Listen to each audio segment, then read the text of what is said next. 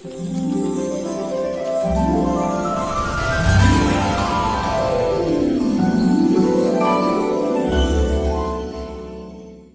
absolute worst part about my ex-girlfriend moving into the bedroom across the hall wasn't that she broke my heart last summer, but that she was currently leaning against my kitchen counter, wearing my stolen MIT hoodie, asking me to pass the sugar as if she hadn't completely ruined my life. Victoria looked up through her dark, perfectly messy lashes, the morning sunlight hitting the tiny silver collarbone chain I bought her for our 6-month anniversary.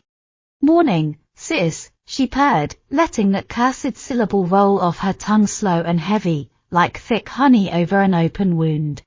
My knuckles turned white around the handle of the ceramic French press. 5 years of my mother being a quiet, single widow had officially ended yesterday at a picturesque courthouse in Vermont, making Richard the wonderful new stepfather, and his demonic, gorgeous offspring my legal roommate. "Do not call me that," I warned, my voice dropping into a flat register reserved for telemarketers and feral raccoons. She took a slow sip of her coffee, the rim of the mug leaving a faint, glossy imprint of peach lip balm on the white ceramic.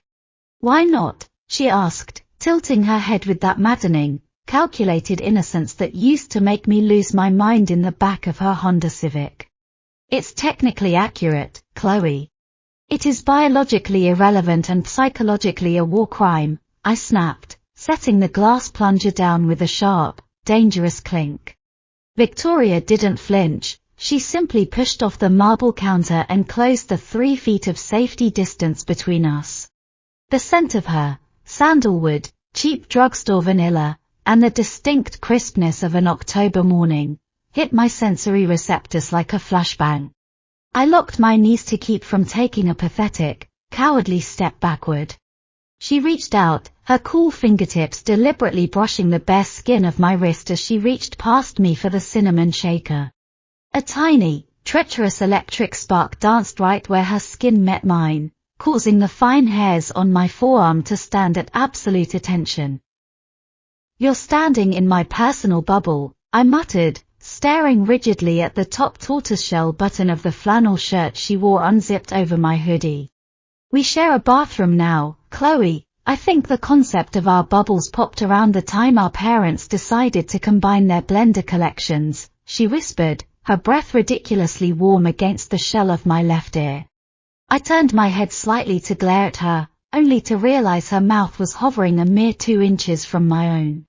It was a trap, a highly choreographed, emotionally lethal ambush set up by a girl who knew the exact coordinates of every single sensitive nerve in my body.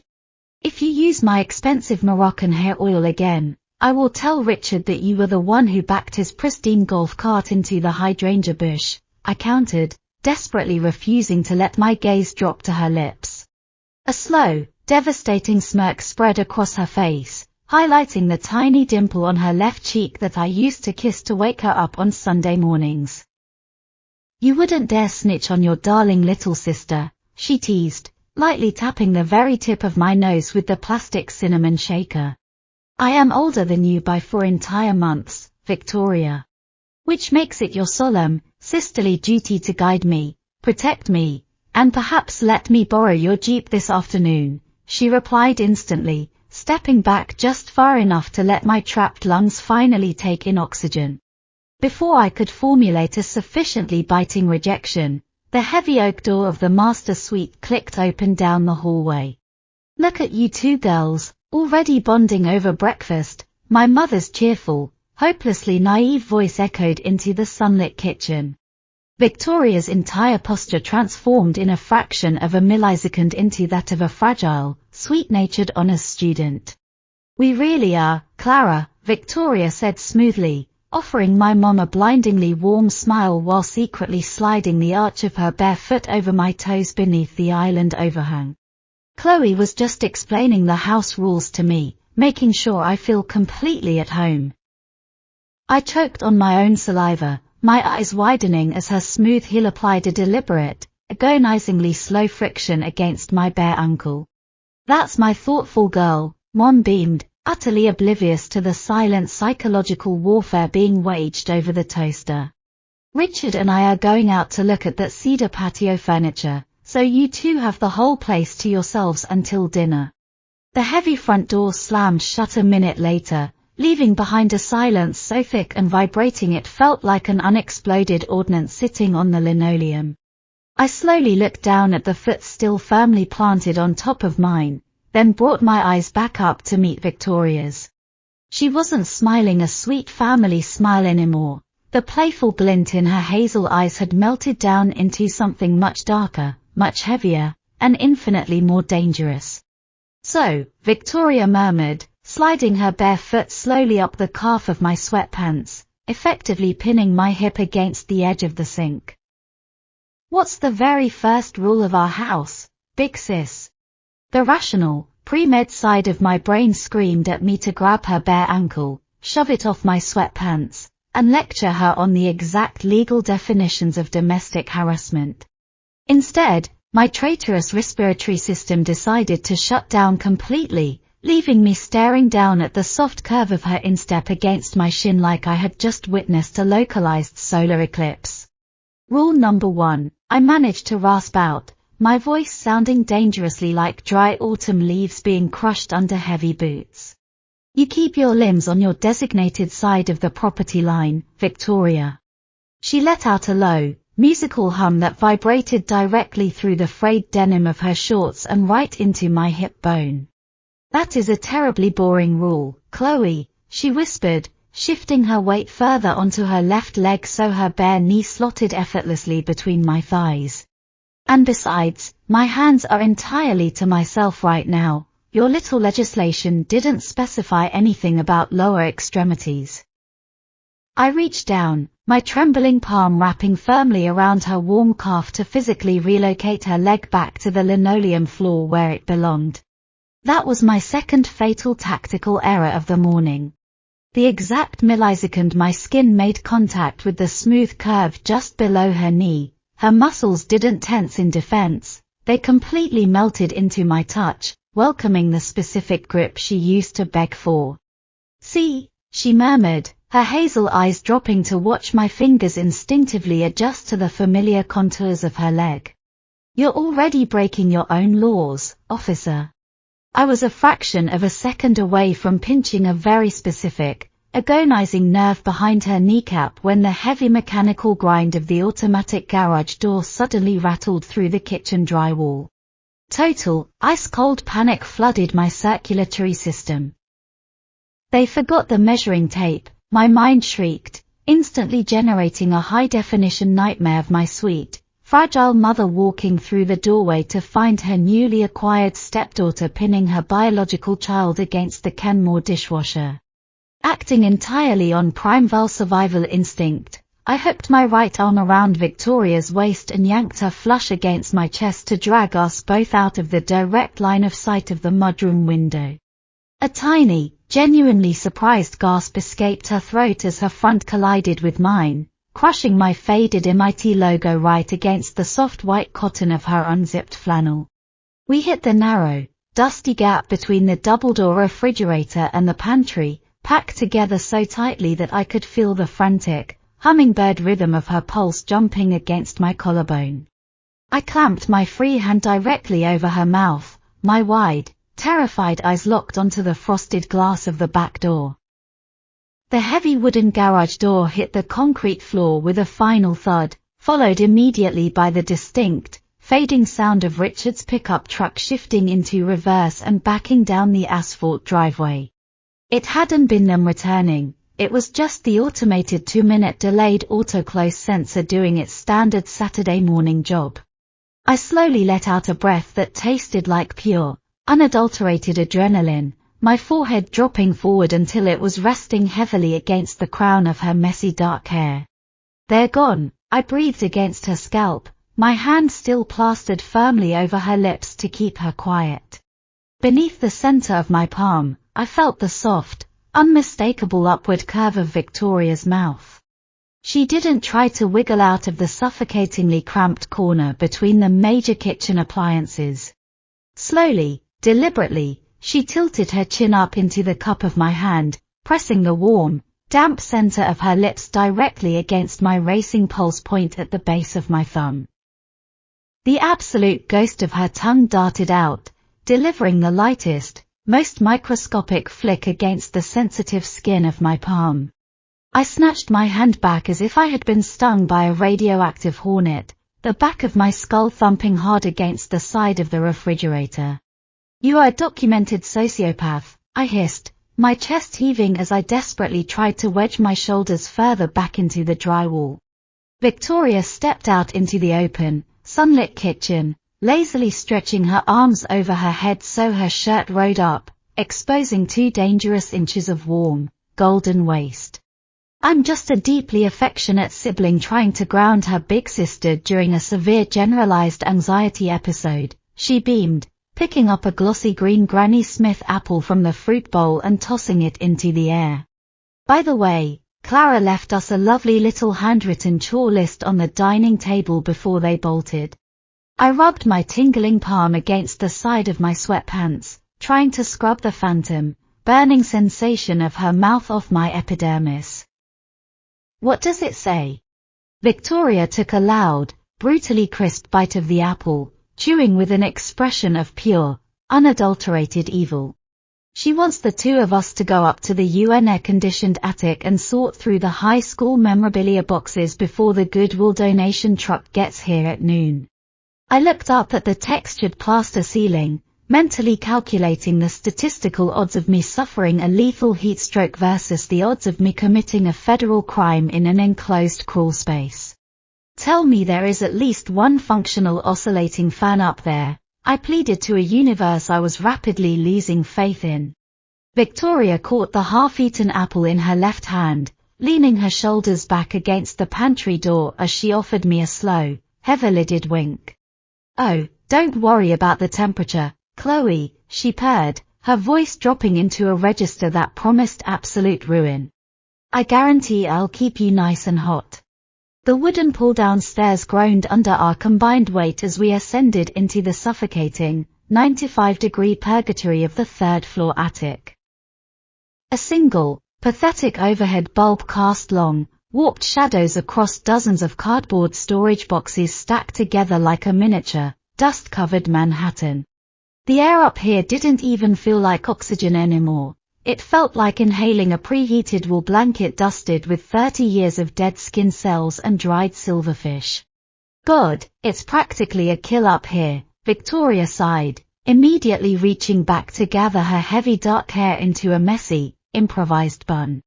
I kept my back firmly turned to her as I dragged a heavy, sharper-labeled box marked CHLOE, High School 2021 to 2023 into the center of the plywood floor.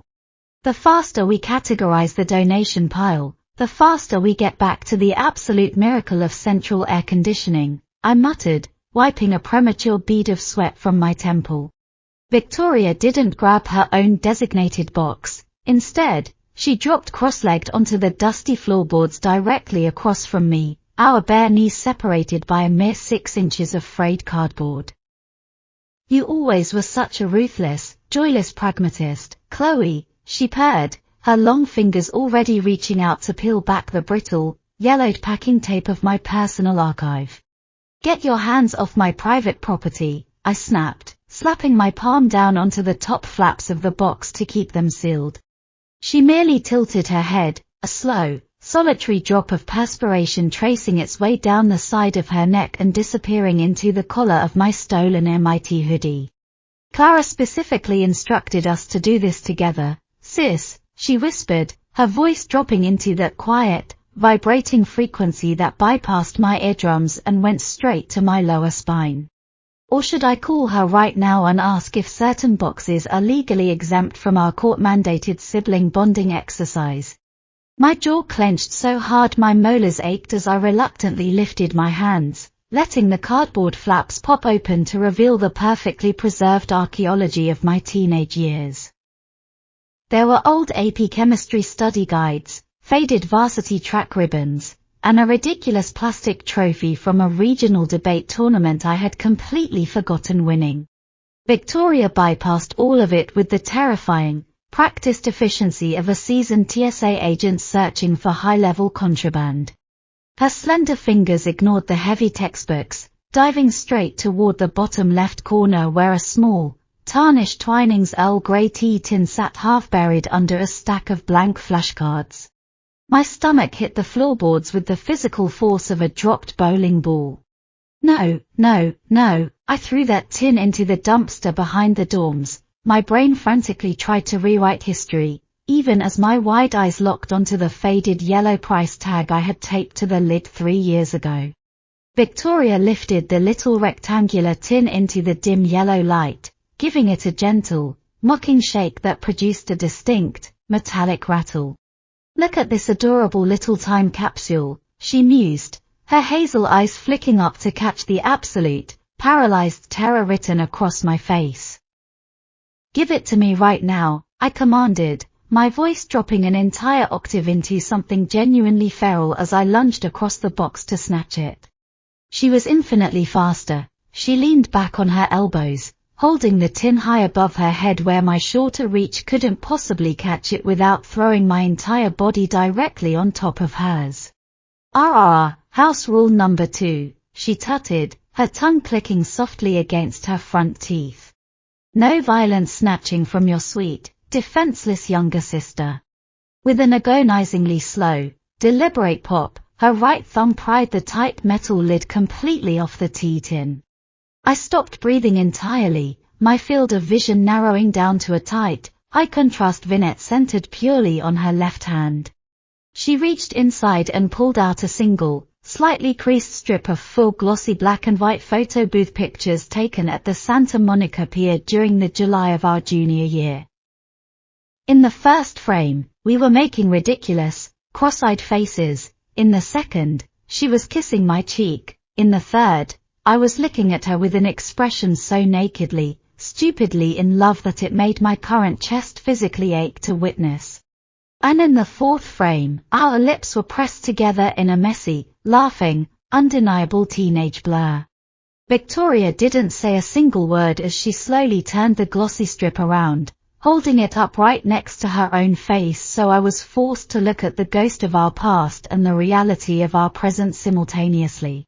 "I thought you told your mother that you burned every single memory of your toxic, manipulative ex-girlfriend the exact afternoon I moved to Boston," she whispered, the playful lilt entirely drained from her voice now.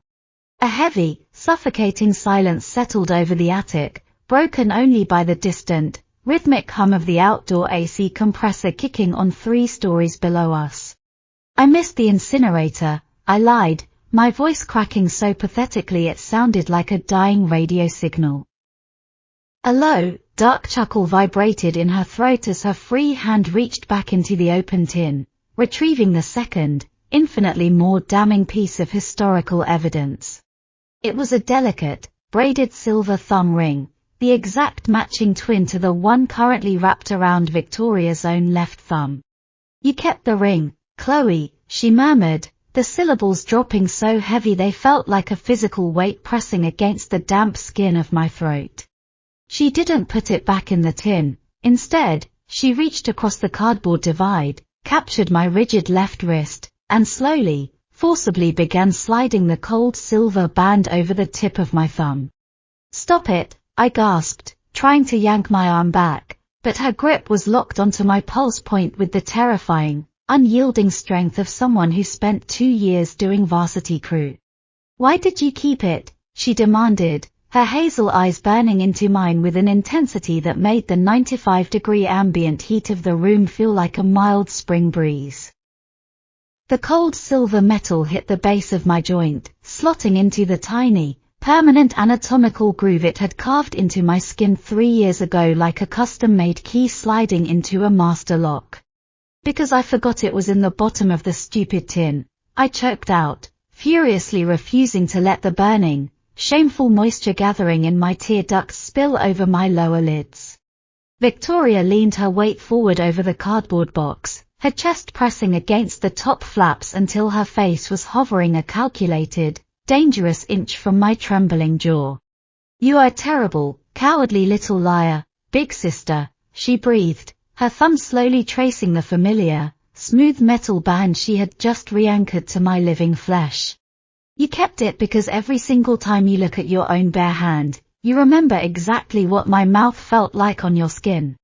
Before I could even attempt to assemble a functional defensive sentence, the heavy, unmistakable thud of the front door slamming shut echoed all the way up the open stairwell.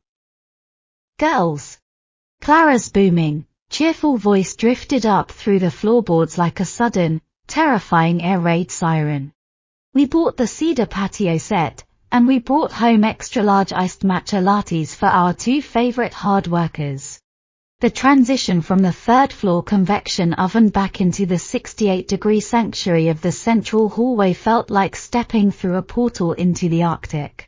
I practically fell down the bottom 3 wooden rungs, my sweat-dampened MIT hoodie clinging to my shoulder blades like a second, suffocating skin. Victoria descended right behind me with the effortless, feline grace of a runway model walking down a carpeted staircase. She hadn't even bothered to roll down the sleeves of her unzipped flannel, leaving her left hand, and that glowing, freshly polished silver band, resting casually against the wooden banister.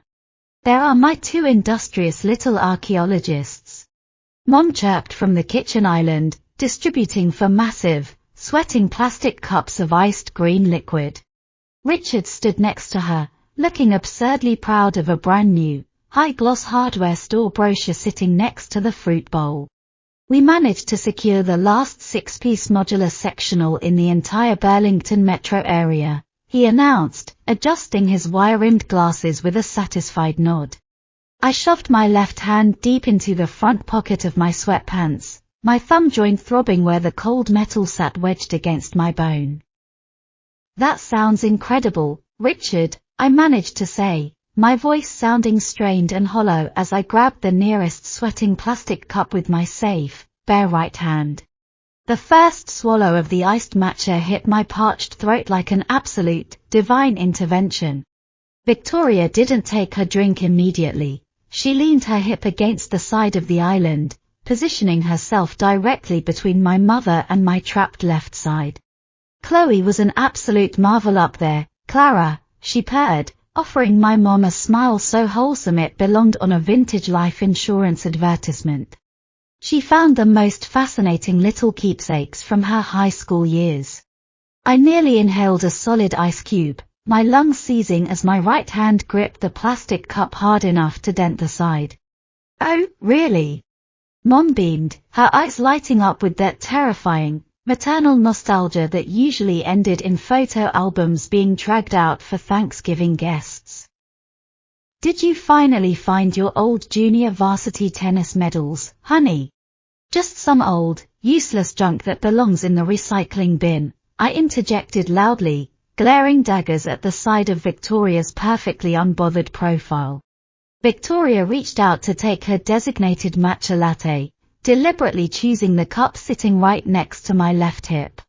Instead of grabbing the plastic rim from the top, her hand slid low along the marble countertop, her knuckles brushing against the fabric of my sweatpants pocket.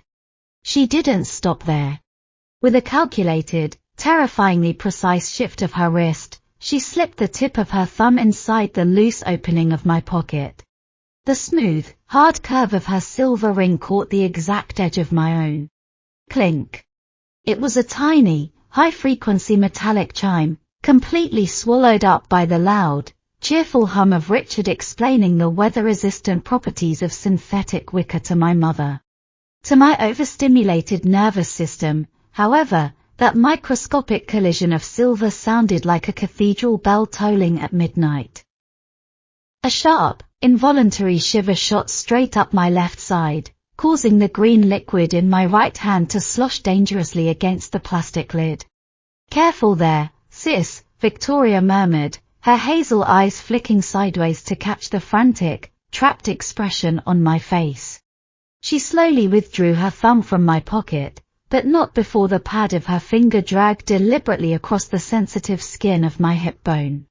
You look a little flushed, Mom noted, frowning slightly as she reached across the island to feel my forehead with the back of her cool hand. Are you sure you didn't overdo it up in that heat? I'm totally fine, Mom. The attic was just dusty, I lied through my teeth, stepping back to break the agonizing proximity of Victoria's shoulder.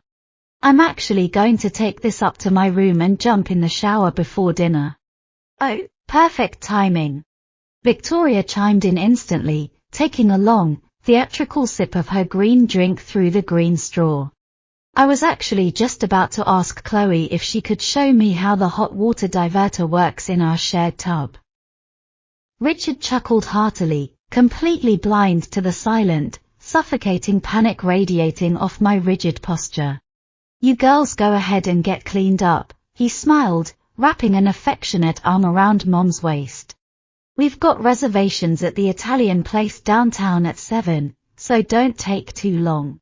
I didn't wait for a dismissal. I spun on my heel and practically sprinted up the carpeted stairs toward the second floor, desperate to lock myself behind a solid core door. My heart was hammering against my ribs like a trapped bird by the time I reached the top landing and grabbed the brass handle of the bathroom door. I shoved it open, stepped inside the white-tiled space, and reached back to slam it shut behind me. A pale, slender hand caught the edge of the door just before the latch clicked into the strike plate. The heavy wooden panel was pushed steadily inward, forcing me to take 2 clumsy steps back until the backs of my thighs hit the cold porcelain of the sink. Victoria slipped through the narrow gap, her hazel eyes entirely stripped of their playful sibling warmth as the heavy brass lock clicked firmly into place behind her. The heavy brass deadbolts slid into the doorframe with a definitive, metallic thud that sounded entirely too much like the ceiling of a subterranean vault. Victoria didn't step back into the center of the room after throwing the latch. She remained planted squarely inside my personal perimeter, the faint scent of her vanilla lip balm colliding with the sudden, sterile chill of the white-tiled room. You have officially lost your absolute, collective mind, I whispered, my fingers gripping the smooth edge of the porcelain sink so violently that the tendons in my forearms ached. I promised Richard the First would acquire a comprehensive understanding of our domestic plumbing, Chloe, she murmured, her dark eyelashes fluttering with that weaponized, devastating innocence. She reached directly past my left hip, the bare skin of her inner wrist brushing the hem of my MIT hoodie as her long fingers found the polished chrome handle of the tub diverter and cranked it entirely to the left. A high-pressure torrent of scalding water instantly erupted from the overhead rainfall fixture, striking the fiberglass basin with a deafening, white noise roar that obliterated the quiet hum of the suburban afternoon. Thick, billowing plumes of hot steam began rolling over the top of the glass enclosure within seconds, rapidly transforming the crisp, 68-degree bathroom into a suffocating tropical terrarium. The expansive vanity mirror behind my shoulders instantly fogged over into a blind, silver expanse, trapping the two of us inside a completely private, visually impenetrable cloud. Turn that off before the excess humidity triggers the hallway smoke detector, I commanded, though the sheer density of the damp air made my voice shake like a poorly tuned cello.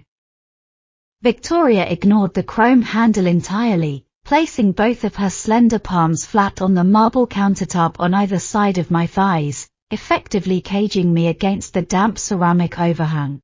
The matching braided silver thumb ring on her left hand scraped faintly against the stone, a sharp, metallic reminder of the twin band currently burning an anatomical indentation into my own left joint. You were perspiring so terribly down in the kitchen, big sis. I simply wanted to ensure your pores were properly clarified, she purred, tilting her chin upward until her parted lips were hovering a mere inch from my collarbone. I locked my cervical spine, fixing my wide, panicked gaze onto a tiny, water-damaged paint bubble on the ceiling to keep from looking down into the golden flecks of her hazel eyes. Slowly, deliberately, the cool pad of her right index finger reached up to trace the rigid, trembling line of my jawbone, tracking the frantic, betraying rhythm of my carotid artery. Her touch wasn't the playful, aggressive prodding she had utilized over the breakfast counter. It was a devastatingly slow, proprietary glide that carried the heavy, unmistakable somatic memory of 2 years of shared twin mattresses. Your skin is genuinely radiating heat, Chloe, she whispered against the shell of my ear, her breath warm and carrying the distinct, bittersweet notes of iced green matcha. She didn't kiss my cheek. Instead, she dipped her dark head a fraction of an inch lower, pressing the open, damp center of her mouth directly against the beating, vulnerable hollow where the slope of my neck met my shoulder. It wasn't a civilized sibling embrace. She parted her lips just enough to allow the very tips of her front teeth to catch and drag a microscopic, warning graze across my searing epidermis.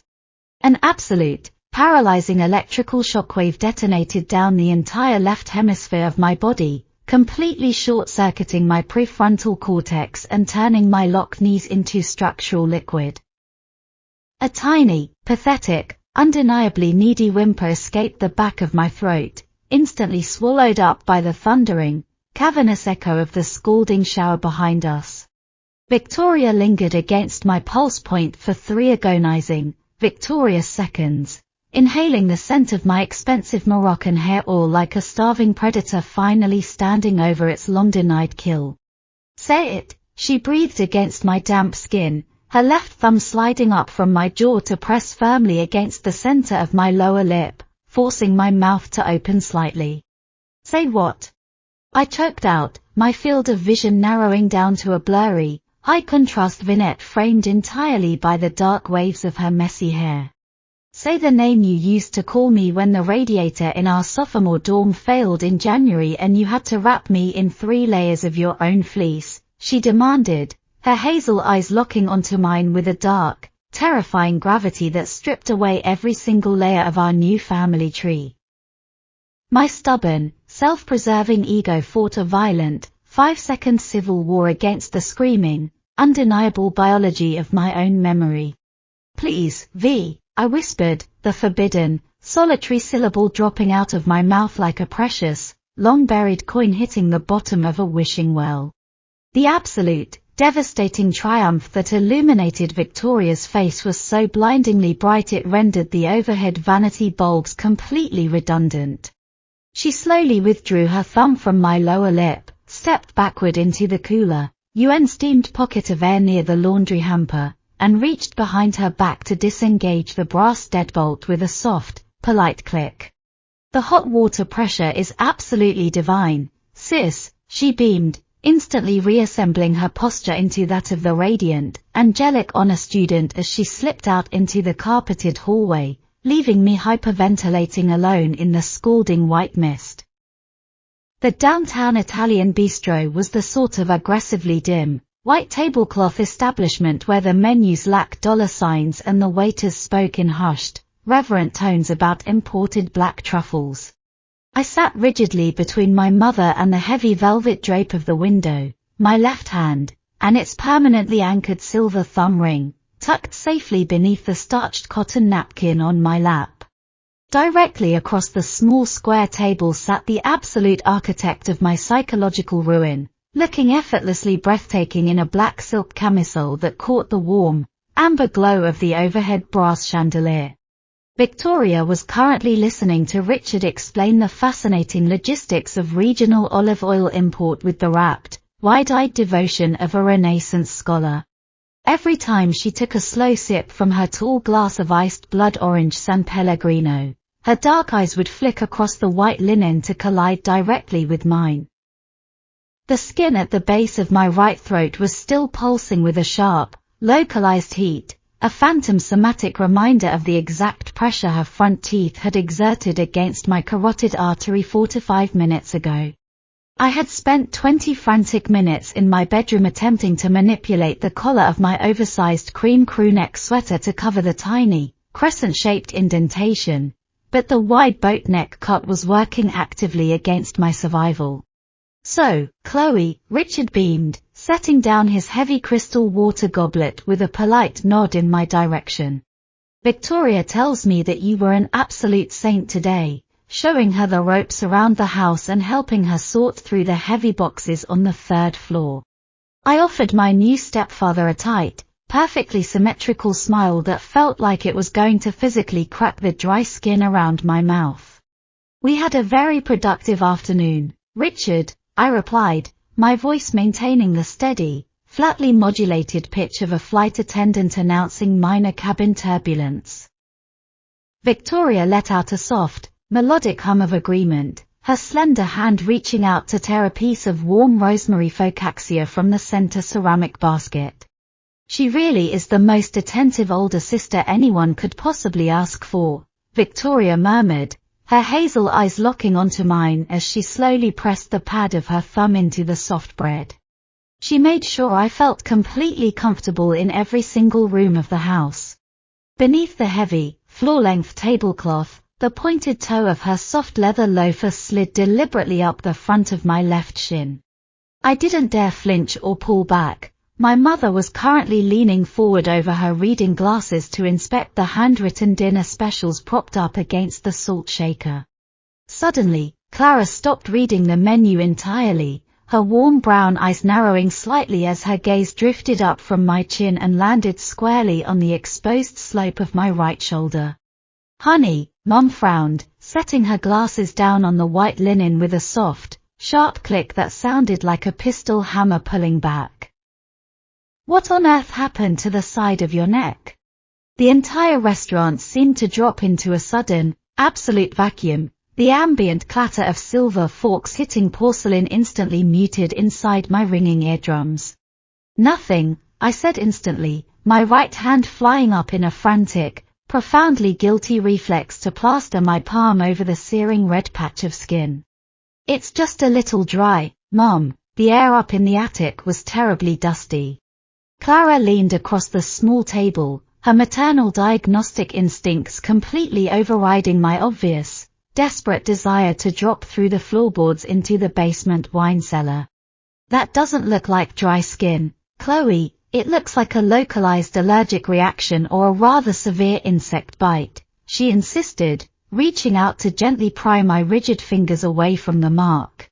"Did you feel something sting you while you girls were moving those old cardboard archives?" Across the table, Victoria picked up her heavy silver butter knife, her hazel eyes glittering with an expression of pure, unadulterated, demonic amusement. She didn't look at my mother. She kept her gaze pinned entirely to my burning face as she slowly brought the sweating rim of her glass back to her parted lips. With her dark eyelashes fluttering in calculated, devastating mockery, Victoria silently formed three distinct, deliberate words with her mouth across the 3 feet of candlelight. "Terribly big bug." My lungs locked completely, a massive, suffocating tidal wave of heat rushing up from my collarbone to saturate the very tips of my ears in bright, glowing crimson. "I think it was probably just a wood spider, Clara," Victoria offered out loud, her voice dripping with smooth, honeyed concern as she set her butter knife down beside her porcelain plate. "The 3rd floor was practically crawling with them. I told Chloe she should let me thoroughly inspect the area for her, but you know how fiercely independent she is." Richard shook his head in sympathetic dismay, buttering his focaccia with the calm detachment of a man entirely unaware that a high-stakes sapphic psychological thriller was unfolding directly over his antipasto platter. "We'll have the local exterminator come out on Monday morning to spray the rafters," Richard promised, patting my mother's hand reassuringly. "In the meantime, Chloe, make sure you put some hydrocortisone cream on that joint. Those Vermont rafters can harbor some seriously nasty little pests."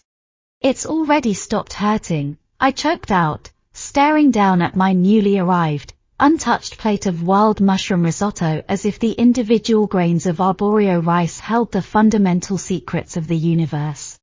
Beneath the table, Victoria's foot shifted higher, her smooth arch hooking securely behind my bare calf to physically drag my leg an inch closer to her side of the property line. "That's a massive relief," Victoria whispered across the table, her tone carrying a dark, vibrating double meaning that struck me directly in the center of my sternum. "It would be a real tragedy if a bite like that left a permanent scar." The ambient interior lighting of Richard's Ford Expedition was a dim, suffocating sea of dashboard phosphogreen and passing amber street lamps as we navigated the winding suburban transit back toward the house. I sat frozen stiff against the passenger side rear door, my left shoulder pinned down by the heavy, deliberately limp weight of Victoria's skull.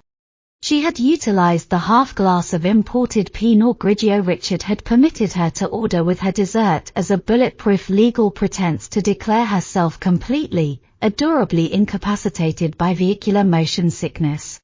Drive gently over the railway crossings, Richard. Our poor girl has a remarkably delicate inner ear, my mother instructed softly from the front passenger seat, adjusting the dual-zone climate control to provide the rear cabin with a soothing stream of cool night air. I'm keeping it strictly under 40, Clara, Richard whispered back with the deep, protective pride of a newly minted patriarch successfully transporting his combined flock through the dark. Beneath the heavy shadow of the center console, completely shielded from the rear-view mirror's diagnostic geometry, Victoria's right hand was actively conducting an unauthorized, high-stakes reconnaissance mission across the perforated leather upholstery. Her cool fingertips brushed against the outer seam of my denim jeans, sending an immediate, involuntary spike of electrical static straight up my left thigh. I desperately tried to wedge my hip closer to the molded plastic door panel, but there was nowhere left to retreat inside the sealed automotive container.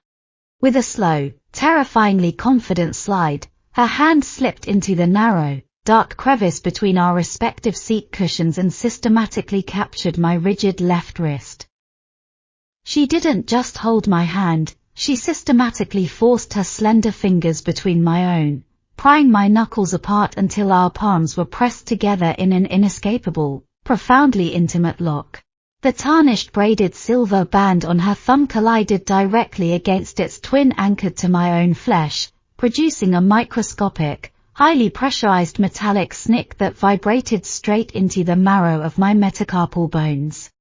I stared straight ahead at the illuminated digital clock on the dashboard, 9:44 p.m., my lungs refusing to draw atmospheric oxygen as the pad of her thumb began slowly, rhythmically stroking the sensitive, vulnerable skin at the base of my wrist joint. Every single time her thumb completed a rotation over my pulse point, her dark eyelashes would flutter against the cotton fabric of my sweater, feigning profound, peaceful slumber while her grip crushed my fingers with the unyielding intensity of a seasoned varsity athlete. "We're home, sleepyheads." Richard's cheerful voice finally broke the suffocating 40-minute silence as the heavy SUV rolled up the asphalt driveway and the automatic garage door initiated its familiar, rumbling mechanical ascent. Victoria instantly went limp, allowing me to carefully, awkwardly extract my throbbing left hand from her proprietary vise before my mother could unbuckle her seatbelt and turn around to inspect the rear cabin. The subsequent transition into the house was a rapid, highly coordinated blur of locked deadbolts, polite yawns, and my mother gushing over how wonderfully the two of us had supported each other throughout such an exhausting Saturday. "Straight to bed, both of you," Clara commanded gently, kissing my forehead before turning to offer Victoria a warm, profoundly affectionate maternal embrace at the bottom of the carpeted stairs. I didn't offer a reciprocal goodnight. I practically sprinted up the 14 wooden rungs, turned the corner into my designated bedroom, and shoved the heavy paneled door shut behind me. With a frantic, trembling right hand, I grabbed the brass turnpiece of the interior privacy lock and twisted it firmly to the right until the deadlatch engaged with a solid, definitive mechanical thud. Safe. My overstimulated nervous system attempted to broadcast to my racing brain as I collapsed backward onto the center of my full-sized mattress, staring blindly up at the pale, rectangular patch of moonlight projected onto the ceiling by the double-hung window. The ground floor master suite door clicked shut 5 minutes later, followed instantly by the heavy, muffled thud of Richard engaging the downstairs security system, effectively plunging the entire two-story structure into an absolute, breathless midnight vacuum. I lay there in the dark for what felt like an eternity, my left thumb instinctively reaching across my palm to trace the cold, permanent silver ridge of the ring Victoria had forcibly re-injected into my daily existence. It was 11:42 p.m. when the absolute silence of the second-floor hallway was punctured by a sound so microscopic, so terrifyingly deliberate, that my heart instantly stopped pumping blood. Scritch.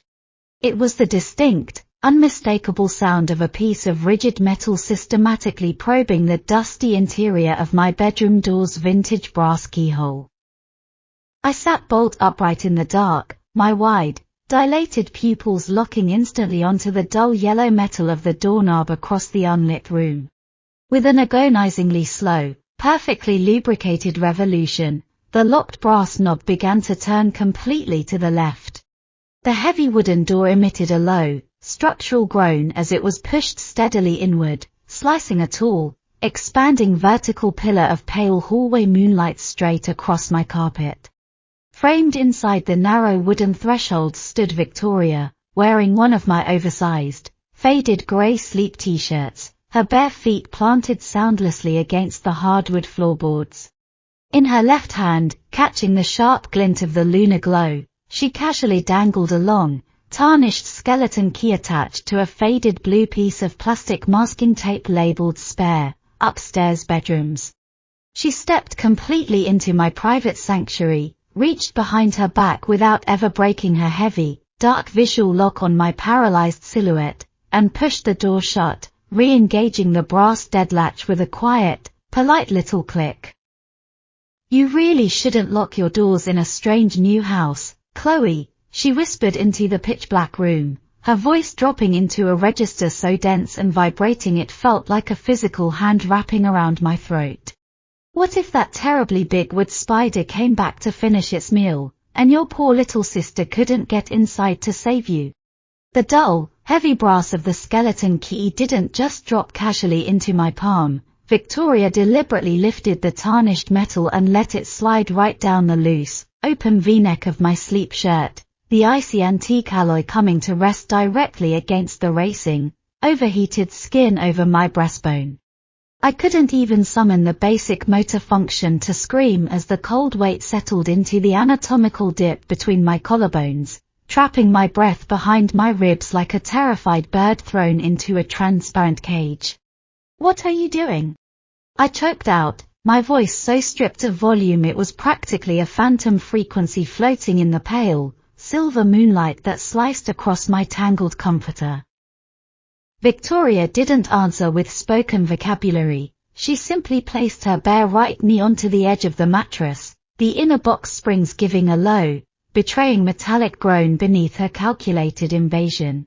She crawled over the rumpled cotton sheets with the terrifying, unhurried grace of a nocturnal predator entirely certain that the perimeter gates had already been locked from the inside.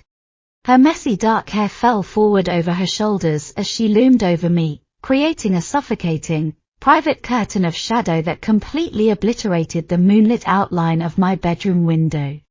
"I told you, sis, I'm conducting a thorough somatic inspection," she whispered, her hazel eyes glittering in the pitch black as her cool fingertips brushed the top hem of my collar. "That terribly big wood spider might have left secondary venom in your circulatory system, and as your devoted older sibling, it is my absolute moral duty to extract it." "There are no spiders," I whimpered, desperately trying to press my spine further down into the memory foam, but the mattress offered no subterranean escape hatch. Her left hand reached out, her thumb and forefinger capturing the tarnished ring on my left hand and giving it a sharp, proprietary downward tug that pinned my wrist directly to the pillow beside my ear. "Then explain to me why your pulse is currently hammering against this silver band at roughly 120 beats per minute, Chloe," she countered, her voice dropping into a dark, rich register that vibrated straight through my lower stomach. With her free right hand, she didn't reach down to retrieve the key she had dropped into my shirt. Instead, her fingertips deliberately hooked into the loose neckline of my faded cotton tee and slowly, forcibly pulled the fabric downward, exposing the upper slope of my chest to the sudden chill of the midnight room. The cold brass skeleton key sat right there in the hollow of my sternum, rising and falling with the frantic, humiliating rhythm of my hyperventilation. Victoria's gaze dropped to the tarnished metal, the absolute ghost of her tongue slowly darting out to wet her lower lip in an expression of pure, unadulterated hunger. "Look at you," she murmured, her slender fingertips sliding beneath the cold brass key to press directly against the damp, searing skin over my racing heart. "You spent the entire afternoon telling Clara that I was a toxic, forgotten piece of ancient biological history, yet your pupils are currently dilated to the absolute edge of your irises just because I'm sharing your oxygen. Get off my bed, Victoria," I tried to command, but the trembling, hopelessly needy pitch of my own voice exposed the sentence as a total, transparent perjury. She leaned her weight entirely forward, her chest pressing down against mine until the faded grey sleep t-shirt she wore was rubbing directly against the bare, sensitive flesh she had just uncovered. The immediate, overwhelming friction of her ambient body heat instantly vaporized any lingering scrap of rational, self-preserving resistance left inside my prefrontal cortex. "Make me," she breathed against my parted lips, her hazel eyes locking onto mine with an unyielding, territorial gravity that dared me to pull the trigger on a domestic war I had already lost 2 years ago in California. I didn't push her away. My right hand, the one that was legally obligated to reach for the bedside lamp to summon Richard and my mother, betrayed my entire legal existence by sliding up the warm, bare curve of her waist beneath her shirt.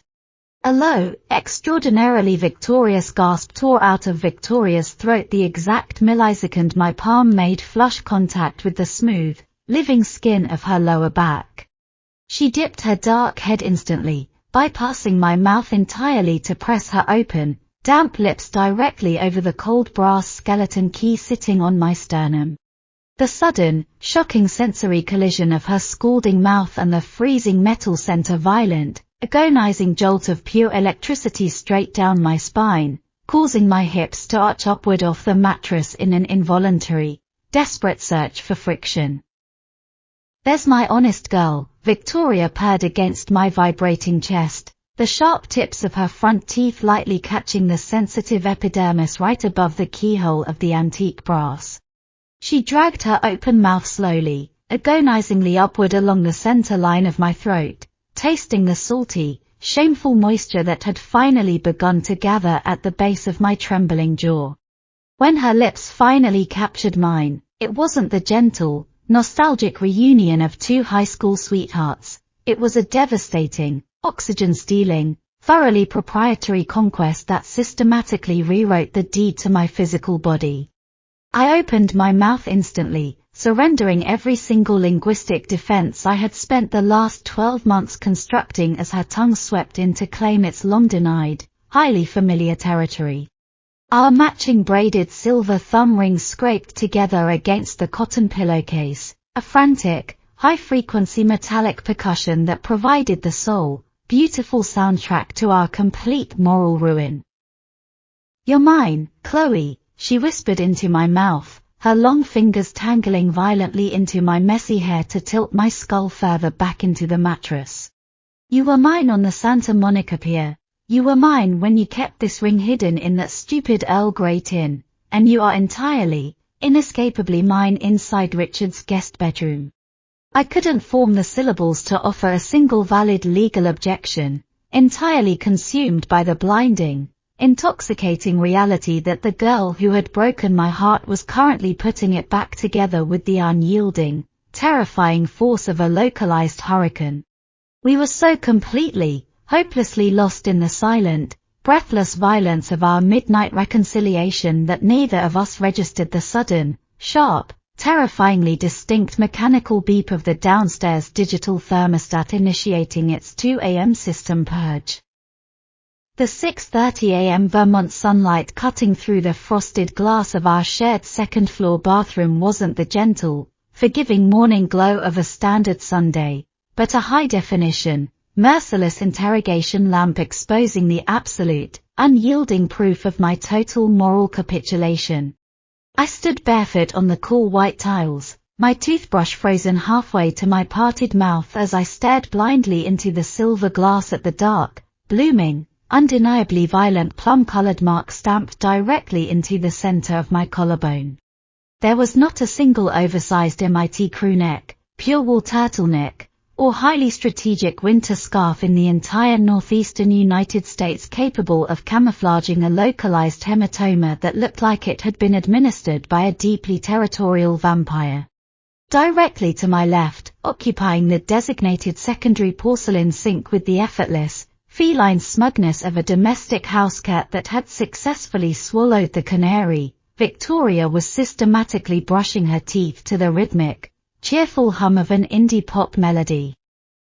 She leaned forward, spitting a stream of white, mint-scented foam into the drain before casually turning the polished chrome handle to rinse her mouth. Instead of reaching for her hanging cotton towel, her pale, damp left hand reached directly toward the exposed hollow of my throat. Her slender thumb, still wrapped in that tarnished braided silver band that matched my own, deliberately hooked under the delicate, 6-month anniversary chain I had worn into battle. In the cup of her palm sat the cold, heavy brass skeleton key she had utilized to systematically dismantle my midnight fortress 6 hours ago. With a terrifying, practiced dexterity that caused my exhausted quadriceps to tremble anew, she unclasped the tiny silver loop behind my neck, threaded the tarnished antique key directly onto the chain, and fastened it back together against my damp skin. The heavy yellow brass dropped down to rest squarely over the center of the searing plum mark, transforming a visible piece of domestic evidence into a permanent, custom-framed work of proprietary art. There, Victoria whispered to my paralyzed reflection in the glass, the cool pad of her index finger giving the hanging metal key a light, devastating little flick that chimed against my breastbone. Now everyone who looks at you will know that the master suite has already been leased out to a permanent, long-term tenant.